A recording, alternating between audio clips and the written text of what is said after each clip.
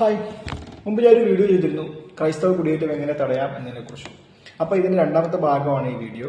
അപ്പോൾ ഒന്നാമത്തെ ഭാഗം ആരും കണ്ടില്ലെങ്കിൽ ദയവ് ചെയ്ത് നിങ്ങൾ ഡിസ്ക്രിപ്ഷൻ ബോക്സിൽ ഞാൻ ലിങ്ക് കൊടുത്തിട്ടുണ്ട്. അപ്പോൾ നിങ്ങൾ അതുകൂടെ ഒന്ന് കാണാൻ ശ്രമിക്കുക. അപ്പോൾ ഈ രണ്ടാമത്തെ നമ്മുടെ മെയിൻ അജണ്ട എന്ന് പറയുന്നത്, നിലവിൽ വിദേശ രാജ്യത്ത് കഴിയുന്ന അഭ്യസ്തവിദ്യരായിട്ടുള്ള യുവാക്കളും യുവതികളും അൺസ്കിൽഡ് ആയിട്ടുള്ളവരെ എങ്ങനെ നമുക്ക് നാട്ടിൽ തിരിച്ചെത്തിക്കാം, അല്ലെങ്കിൽ എങ്ങനെ അവരെ തിരിച്ച് നല്ലൊരു ശമ്പളത്തിൽ ഇങ്ങോട്ട് കൊണ്ടുവരാം എന്നതിനെ കുറിച്ചുള്ളൊരു വീഡിയോ ആണ് ഇവിടെ ചെയ്യാൻ പോകുന്നത്. പിന്നെ അത് മാത്രമല്ല, നിലവിൽ വിദ്യാഭ്യാസം അല്ലെങ്കിൽ ഗ്രാജുവേഷനൊക്കെ കഴിഞ്ഞ് ജോലിക്ക് വേണ്ടി നോക്കുന്നവരെ, വിദേശത്ത് പോകാൻ നോക്കുന്നവരെ നമുക്ക് എങ്ങനെ നമ്മുടെ നാട്ടിൽ നിർത്താം എന്നതിനെ കുറിച്ചുള്ള ഒരു വീഡിയോ ആണ് ഇവിടെ ചെയ്യാൻ ഉദ്ദേശിക്കുന്നത്. പ്രധാനമായിട്ടും ഇപ്പോഴത്തെ തലമുറയിൽ ഒരു ഭൂരിഭാഗം വിദ്യാർത്ഥികളുടെയും ആഗ്രഹമാണ് സ്വന്തമായിട്ട് എന്തെങ്കിലും ചെയ്യാൻ, അല്ലെങ്കിൽ എന്തൊരു സ്റ്റാർട്ടപ്പ് തുടങ്ങാൻ, ബിസിനസ് ചെയ്യാനുള്ള ആഗ്രഹമാണ് ബഹുഭൂരിപക്ഷം വരുന്ന വിദ്യാർത്ഥികൾക്കും ഇന്നും ആഗ്രഹം. പക്ഷെ അതിന് ആവശ്യമായിട്ടുള്ള എക്കോസിസ്റ്റം നിലവിലുണ്ടെങ്കിലും അതിന് വളരെയധികം പരിമിതികളുണ്ട്. അവിടെയാണ് കത്തോലിക്ക സഭ ഇടപെടേണ്ടായ കാര്യം പറയാൻ ഉദ്ദേശിക്കുന്നത്. ഇന്ന് ലോകത്തിലുള്ള ഒട്ടുമിക്ക കോർപ്പറേറ്റ് കമ്പനികളും സ്റ്റാർട്ടപ്പുകൾക്ക് സഹായിക്കാൻ വേണ്ടി സീഡ് ഫണ്ടിങ് എന്ന് പറഞ്ഞൊരു സെറ്റപ്പ് അവർ ചെയ്യാറുണ്ട്. അതായത് നല്ല നല്ല സ്റ്റാർട്ടപ്പ്, നല്ല നല്ല ആശയമുള്ള സ്റ്റാർട്ടപ്പ് ഉണ്ടെങ്കിൽ അതിന് വേണ്ട ഇൻവെസ്റ്റ്മെന്റ് കൊടുക്കുന്ന ഒരു സിസ്റ്റമാണ്. ഇന്ത്യയിൽ ഒട്ടുമിക്ക കോർപ്പറേറ്റ് കമ്പനികൾ അത് ചെയ്യാറുണ്ട്. വലിയ രീതിയിൽ ഇൻവെസ്റ്റ്മെന്റ് ചെയ്ത് വലിയ സക്സസ് ആയിട്ടുള്ള കമ്പനികളുണ്ട്.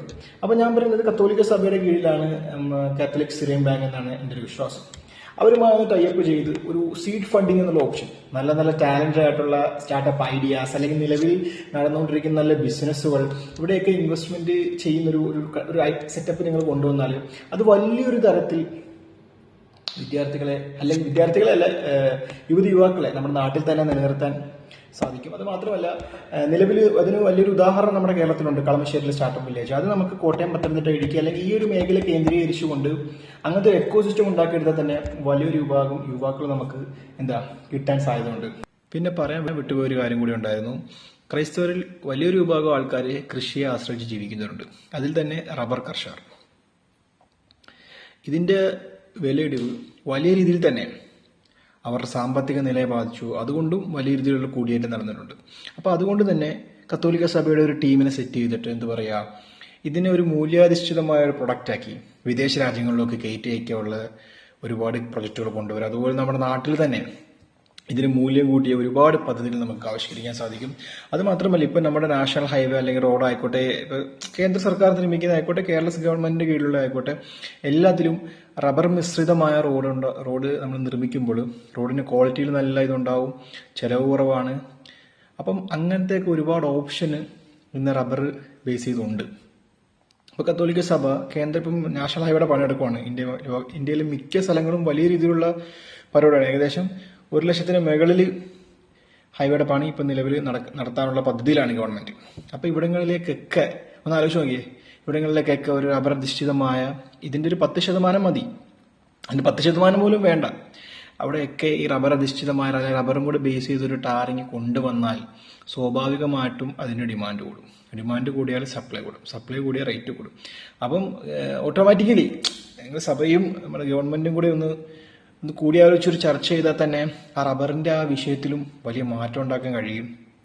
ഞാൻ പറയുന്നത്, ഇവിടുത്തെ കേരളത്തിൽ മാത്രം റോഡ് ചെയ്താൽ മാത്രം മതി ആ വലിയൊരു പ്രതിസന്ധിക്ക് പരിഹാരവും. അപ്പൊ അതും കൂടി കത്തോലിക്ക സഭ അല്ലെങ്കിൽ മറ്റു ക്രൈസ്തവ സംഘടനകൾ കൂടിയാലോചിച്ച് ചെയ്താൽ വലിയ മാറ്റങ്ങൾ ഉണ്ടാക്കാൻ കഴിയും. അതുപോലെ തന്നെ കുരുമുളക്, ഏലം, അതിനിപ്പോൾ ഓൾറെഡി മാർക്കറ്റ് ഉണ്ട്.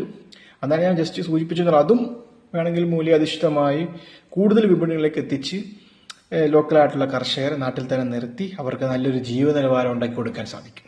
രണ്ടാമത്തെ കാര്യം എന്ന് പറയുന്നത്, വിദേശ രാജ്യങ്ങളിൽ വമ്പൻ കമ്പനികൾ നല്ല സാലറി സ്കെയിലിൽ നല്ല ക്വാളിറ്റി ഓഫ് ലൈഫ് ജീവിക്കുന്ന ഒരുപാട് പേരുണ്ട്. വേണമെങ്കിൽ നമുക്ക് അവരുടെ ഒരു പ്രത്യേക ഗ്രൂപ്പ് അല്ലെങ്കിൽ അവരുമായിട്ട് സംസാരിച്ച് നിങ്ങൾക്ക് വേണ്ട സൗകര്യങ്ങൾ എന്തൊക്കെയാണെന്നുള്ളത് ചർച്ച ചെയ്ത് അവർക്കും കൂടി ഇവിടെ അക്കോമഡേറ്റ് ചെയ്യാൻ പറ്റുന്ന ഒരു എക്കോസിസ്റ്റം ഉണ്ടാക്കിയെടുത്താൽ വലിയ രീതിയിലുള്ള ട്രെയിൻ എന്നാണ് ഇതിന് പുതിയ പറയാൻ, വലിയ രീതിയിലുള്ള നമ്മുടെ സ്കിൽഡ് ആയിട്ടുള്ള നല്ല ടാലന്റ് ആയിട്ടുള്ള നമ്മുടെ യുവാക്കളെ നമ്മുടെ നാട്ടിൽ തന്നെ തിരിച്ചു കൊണ്ടുവന്ന് നമ്മുടെ കേരളത്തിന്റെ എക്കോണമി, നമ്മുടെ രാജ്യത്തിന്റെ എക്കോണമി ഉയർത്തിയെടുക്കാനും നമ്മുടെ നാട്ടിൽ ഒരുപാട് തൊഴിലവസരങ്ങൾ ഉണ്ടാക്കാനും നമ്മുടെ ഗവൺമെന്റിന് അധികം ഒരുപാട് വരുമാനം കിട്ടാനും സാധിക്കും. ഈ ഒരു പ്രൊജക്ട്, ഈ ഒരു പദ്ധതി കൊണ്ടുവന്ന് ഒരു 5 കൊല്ലം പോലും എടുക്കേണ്ട, അതിന് മുന്നേ തന്നെ അതിന്റെ ഇമ്പാക്ട് നമ്മുടെ നാട്ടിലെ എക്കോണമിക്കാണ്, നമ്മുടെ എല്ലാ മേഖലകളിലും ഉണ്ടാക്കി ഈ ഒരു പ്രൊജക്ട് വലിയ രീതിയിലുള്ള ഇമ്പാക്ട് ഉണ്ടാക്കിയെടുക്കും. ഇപ്പൊ നമ്മുടെ ഗവൺമെന്റ് ഒക്കെ വലിയ രീതിയിൽ എന്താ പറയാ സാമ്പത്തിക പ്രതിസന്ധിയാണ്. വലിയ രീതിയിലുള്ള നികുതി വരുമാനം പോലും ഗവൺമെന്റിന് കിട്ടും. അതുകൊണ്ട് ഗവൺമെന്റിന്റെ ഭാഗത്തുനിന്ന് വലിയ രീതിയിലുള്ള സപ്പോർട്ടും കിട്ടും. അപ്പൊ ഞാൻ പറയുന്നത് കത്തോലിക്ക സഭ ഇതിലൊരു മുന്നിട്ടിറങ്ങി നിന്നാൽ വലിയൊരു വിജയം ഇതിലുണ്ടാക്കിയെടുക്കാൻ സാധിക്കും. ഇപ്പൊ ഞാനിപ്പം നേരത്തെയൊക്കെ പറഞ്ഞത് സ്കിൽഡ് ആയിട്ടുള്ള ലേബേഴ്സിനെ കുറിച്ചാണ്. ഇനി ഞാൻ പറയാൻ ഉദ്ദേശിക്കുന്നത് അൺസ്കിൽഡ് ആയിട്ടുള്ള ഒരുപാട് ലേബേഴ്സ് വിദേശത്ത് വർക്ക് ചെയ്യുന്നുണ്ട്. പക്ഷെ അവർക്ക് എന്തെങ്കിലും നാട്ടിൽ വന്ന് ചെറിയൊരു ഇൻവെസ്റ്റ്മെന്റ്, ഒരു 10 ലക്ഷം രൂപ അല്ലെങ്കിൽ ഒരു 5 ലക്ഷം രൂപ ഇൻവെസ്റ്റ്മെന്റിൽ എന്തെങ്കിലും മൂല്യാധിഷ്ഠിതമായ എന്തെങ്കിലും പ്രൊഡക്റ്റുകൾ ഉണ്ടാക്കാൻ താല്പര്യമുണ്ട്. ചിലർക്ക് നല്ല ഐഡിയാസ് ഉണ്ടാവും. പക്ഷെ വേണ്ട ഫണ്ടിങ്ങോ സപ്പോർട്ടോ ഇല്ലാതെ നാട്ടിൽ വന്ന് എന്തെങ്കിലും ടിപ്പിക്കലായിട്ടുള്ള എന്തെങ്കിലും ബിസിനസ് അല്ലെങ്കിൽ ഒന്നെങ്കിൽ ചപ്പാത്തി കമ്പനി അല്ലെങ്കിൽ ടർഫിട്ട് മിക്കവരും നഷ്ടത്തിലോട്ട് പോകും. അതിന് പകരം അവരുടെ ആശയങ്ങൾ ഉൾക്കൊണ്ട് അവർക്ക് വേണ്ട സഹായങ്ങൾ ചെയ്ത് ഗവൺമെന്റിന്റെ എന്തൊക്കെ ആനുകൂല്യങ്ങൾ അവർക്കുണ്ട് അതും കൊടുത്ത് കത്തോലിക്ക സഭയുടെ കീഴിലും ഞാൻ പറയുന്ന ഒരു സീഡ് ഫണ്ടിങ് ഒരു ഓപ്ഷൻ വെച്ച് സഭയും കൂടി സഹായിച്ചാൽ അതിനൊരു ടീമിനെ തന്നെ സഭ സെറ്റ് ചെയ്ത് വെക്കണമെന്നാണ് എൻ്റെ ഒരു അഭിപ്രായം. അങ്ങനെ ടീമിനെ സെറ്റ് ചെയ്ത് വെച്ചാൽ 100% യുവാക്കൾ തിരിച്ചു വരാൻ ചാൻസ്, 100% മീൻസ് വലിയൊരു ശതമാനം യുവാക്കളും ഉറപ്പായിട്ടും തിരിച്ചു വരും. അവരുടെ നാട്ടിൽ ബിസിനസ് തുടങ്ങുകയും ചെയ്യും. അതിന് കത്തോലിക്ക സഭ മുന്നിട്ട് ഒരു ടീമിനെ സെറ്റ് ചെയ്ത് ഓരോരോ സെക്ഷനാക്കി വേണ്ട മേഖലകൾ അതായത് ആൾക്കാരെ കണ്ടെത്തി അവർക്ക് വേണ്ട ഹെൽപ്പ് കൊടുത്താൽ വലിയ രീതിയിലുള്ള മാറ്റം നമ്മുടെ നാട്ടിൽ സാധിക്കും. യുവാക്കൾ ഒഴിഞ്ഞുപോക്ക് കുറയാനും സാധിക്കും. ഇതുപോലുള്ള പുതുപുത്തൻ വീഡിയോ കാണുന്നതിന് ഈ ചാനൽ സബ്സ്ക്രൈബ് ചെയ്യുക. പരമാവധി ആളുകളിലേക്ക് ഈ വീഡിയോ ഷെയർ ചെയ്ത് ഇത് വലിയൊരു മാറ്റം ഉണ്ടാക്കാൻ പോകുന്നൊരു വീഡിയോ തന്നെയാണ് ഞാൻ വിശ്വസിക്കുന്നത്. അപ്പോൾ മാക്സിമം നിങ്ങളുടെ കുടുംബക്കാർക്കിടയിലാണെങ്കിലും കൂട്ടുകാർക്കിടയിലാണെങ്കിലും ഇത് ഷെയർ ചെയ്ത് ഈ ഐഡിയ മറ്റുള്ളവരിലേക്ക് എത്തിക്കാൻ ശ്രമിക്കാം.